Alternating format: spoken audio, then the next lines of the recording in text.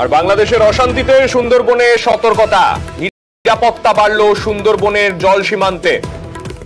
সুন্দরবনের একটা বিস্তীর্ণ সীমান্ত এলাকা, সেই এলাকাতে কিন্তু বাংলাদেশ সীমান্ত যেখানে রয়েছে সেই জায়গাতে সুন্দরবনে সীমানা বরাবর আপাতত নিরাপত্তা বাড়ানো হলো, আরো আঁটোসাঁটো করা হলো নিরাপত্তা। শুধুমাত্র বর্ডার সিকিউরিটি ফোর্স নয়, কোস্ট গার্ড নয়, পাশাপাশি কিন্তু রাজ্য পুলিশের তরফেও নিরাপত্তার দিকে নজর রাখা হচ্ছে।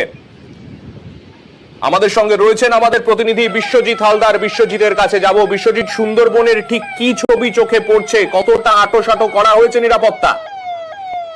পরিস্থিতির উপরে কিন্তু পুলিশ প্রশাসন থেকে শুরু করে যে কোস্টাল থানাগুলিতে উপকূল থানাগুলি রয়েছে সেগুলোকে কিন্তু হাই অ্যালার্ট জারি করা হয়েছে। তার পাশাপাশি যে উপকূল রক্ষী বাহিনী আছে তাদের কাছেও হাই অ্যালার্ট জারি করা হয়েছে এবং সেই কিশোরগঞ্জ যে কোস্ট গার্ড রয়েছে সেখানে কিন্তু একটি ওভারক্যাট আনা হয়েছে, যেটাতে করে যে উপকূলীয় এলাকাগুলিতে টহলদারি চালানো হবে এবং নজর রাখা হবে। তার পাশাপাশি যেটা যে উপকূল থানাগুলির পক্ষ থেকে কিন্তু যে নদী এবং যে অঞ্চলগুলি রয়েছে সেখানে কিন্তু নজরদারি চালানো হচ্ছে এবং যে মৎস্যজীবী যারা সমুদ্রে যায়, যারা সমুদ্র থেকে ফিরছেন তাদের কাগজপত্র থেকে শুরু করে তাদের সঙ্গে কথা বলছেন এবং চেকিং করছেন এবং তারপরে কিন্তু ঢুকতে দিচ্ছেন। এবং শুধু তাই নয়, যেটা নিয়ম রয়েছে যে উপকূল থেকে 12 নটিক্যাল মাইল পর্যন্ত পুলিশ তদারকি করতে পারে এবং তারপর যে কোস্ট গার্ড রয়েছে তারপর নজরদারি করবে। এবং সেই মতো কিন্তু